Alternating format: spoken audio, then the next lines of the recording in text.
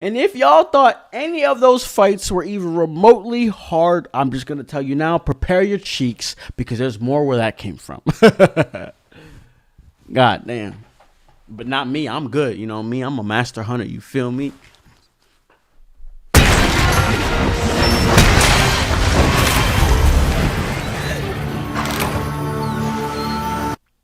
Again with the clip.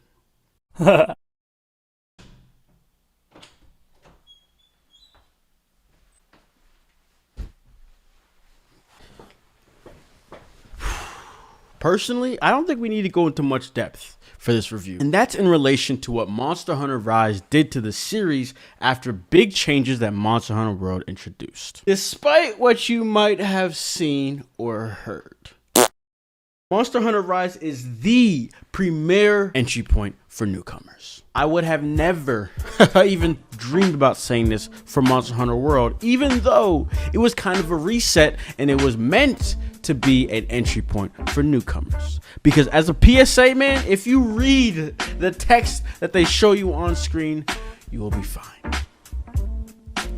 For the most part. If I had to summarize this review, I'd put it like this. Monster Hunter Rise evolved the series further by taking some bad new features and fine-tuning them into good, while missing the mark on just a few good features that came from its predecessors. But ultimately, bro, I have so many good things to say versus bad. Like, I'm talking so bad. So let's start there. The bad. Starting from the top, and we're not very high, is the online lobbies. I'm willing to give the Monster Hunter team the benefit of the doubt and assume they went back to the OG style of only allowing 4 people in a room due to hardware limitations. I've already seen the problems that occur when you have a lobby of 8, maybe even 7, I'm not sure, in Smash and what that causes.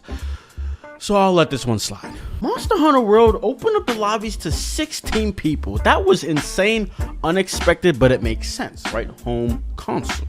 And it's not that you could go on a hunt with all 16 people, but it allowed you to gather a large group of your friends and kind of could hunt amongst yourselves, right? Set up a quest, 4 people go there, 4 people go here, 4 people go there, type of deal. And low-key, that is truly revolutionary for the Monster Hunter series. The next piece of the game that I guess I could complain about would be the lack of challenge in the village quests. This is so minor, but it's a piece that stems from the old days of Monster Hunter, which I think in terms of newcomers can cause confusion. The village quests feel solely meant for like training. Because back in the day, the hub and village quests were split with how we see it in Rise, but World broke that trend. All the quests were the same, and the scaling of the quests only increased when 1 or more person joined the mission, and I liked that. At the same time, I could counter that, right? If you are progressing with a friend with the hub quests, he's not ready to play, you're trying to get some hours in, you could go have some fun in the village quests, right? But the problem comes when you hit high rank in the hub quests, because the village quests never get to high rank. Again, this isn't much of a problem, but it's just about that difficulty spike. Village quest, hub quest, nothing alike. And so if you're unfortunate to not have too many friends to play with, mine is having the ability to play with randoms. The difficulty of the hub quests could potentially put you off, simply based off the fact that you were smacking those village quests and your ego skyrocketed. Just for you to enter hub high rank quests and immediately get sunned. It's crazy.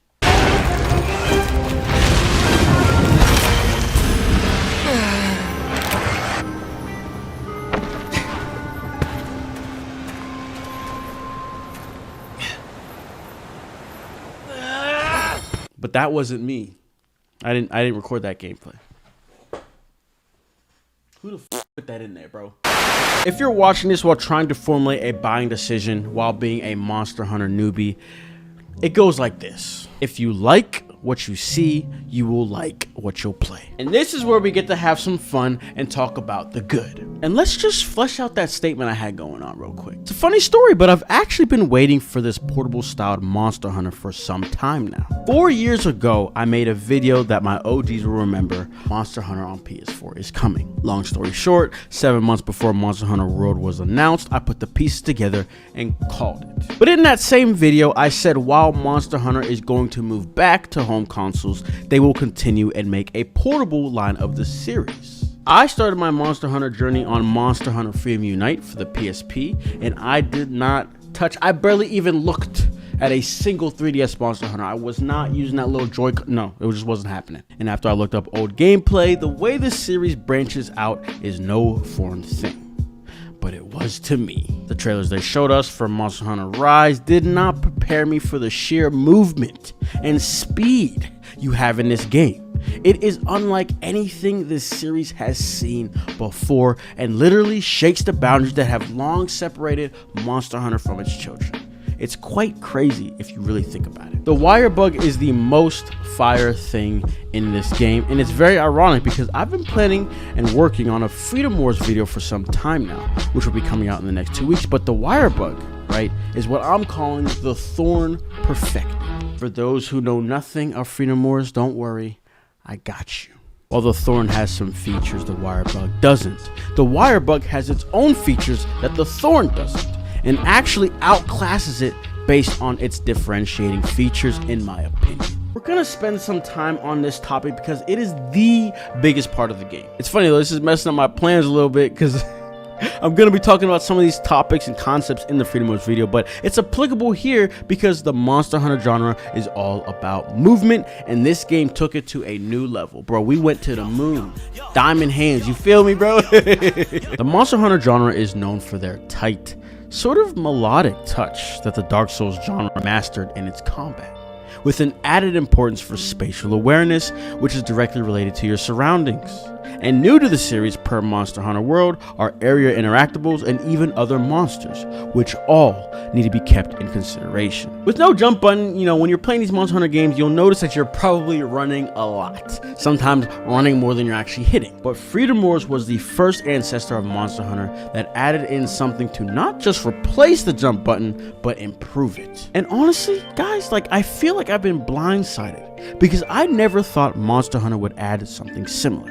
The Wirebug makes this game so fast-paced. Like, I'm talking, we're starting to enter the outer zones of God Eater's territory, who is the child who's all about speed. And without getting into too much depth about it, the ability to recover from being knocked down with your Wirebug is one of the biggest pieces that has sped up combat. It's interesting how this simple bug alone has added and changed up the series in more than one monumental way. Rather than simply mounting, right, which is a feature the series has had since inception, we now have full-blown monster riding and fighting. Monster Hunter World introduced us to Turf Wars, and with Rise, they not only gave us that, but now lets us control them too. What's really crazy is during my Freedom Wars days, abductor riding was something people hoped would be done in a sequel potentially, and here we are. Playing Monster Hunter instead. Not only that, but palamutes are another huge addition, right? Being able to sharpen my blade while moving very fast is just incredible. You know, I found myself also using this opportunity to get in some aerial hits from time to time, and it just adds this whole new dynamic to the hunts and Monster Hunter in general. So let's recap real quick. The biggest good that Monster Hunter Rise introduced is the Wirebug and the palamutes. Those are basically the two biggest, potentially only, you know, pieces that have been added that makes this game feel different from past games. Because when you think about it, if you take those away, it's just your typical Monster Hunter game. And just to be clear, for anybody unaware of what typical Monster Hunter means,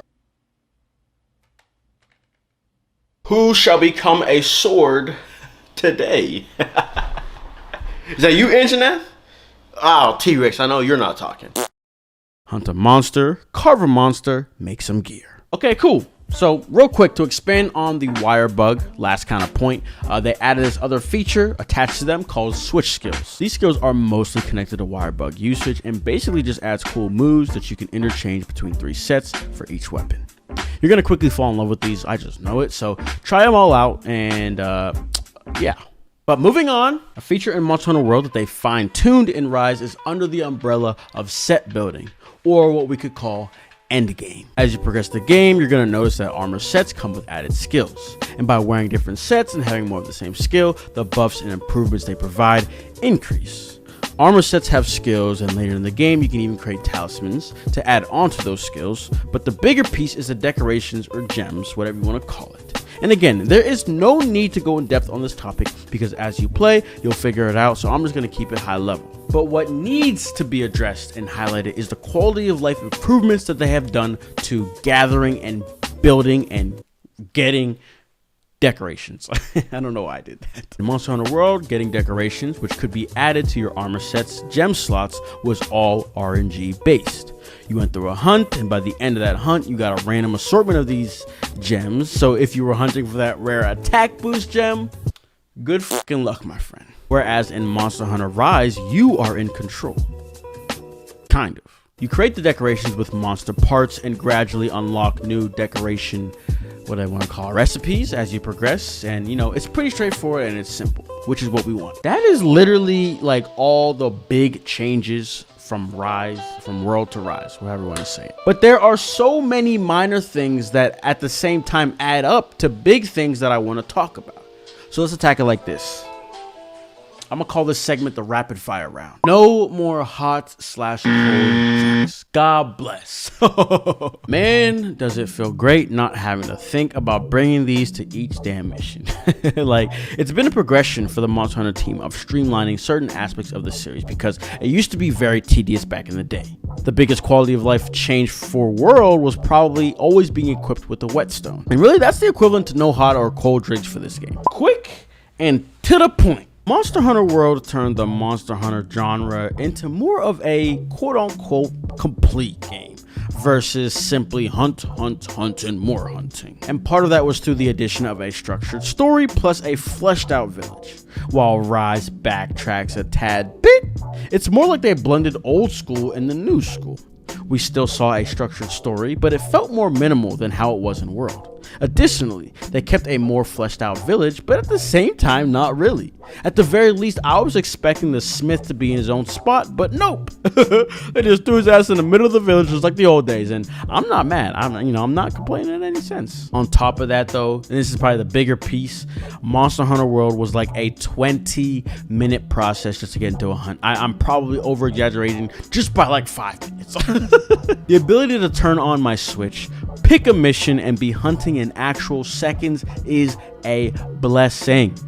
You know, it reminded me that, like, yeah, I'm just trying to hunt some monsters, fam. Like, I'm really good off all that other stuff. You feel me?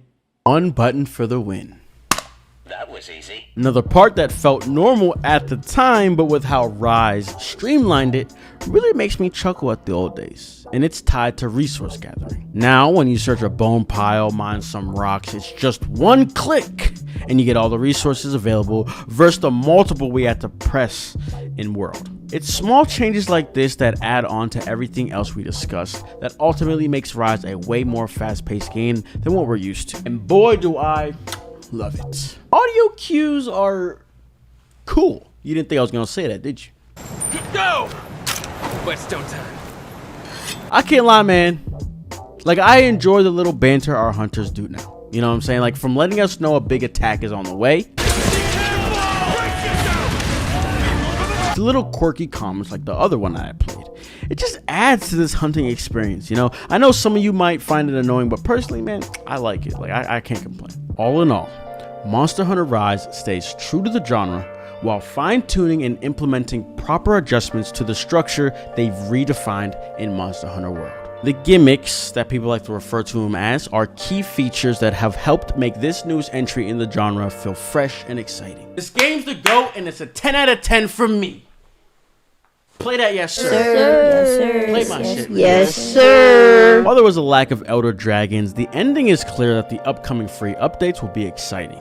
And if we follow the trend that Monster Hunter World had, we're gonna be enjoying this game for years to come, for free. And if y'all thought any of those fights were even remotely hard, I'm just gonna tell you now, prepare your cheeks, because there's more where that came from.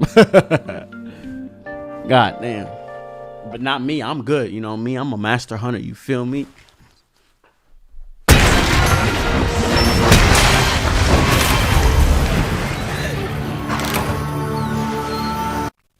Again with the clip. That's all I gotta say, y'all. Hope y'all enjoyed this video. Let me know if you are going to cop the game, if you already have the game, and what your thoughts are personally as well. If you enjoyed, be sure to leave a like, subscribe, and other than that, I will see you all in the next video. I don't know what I'm doing. Peace.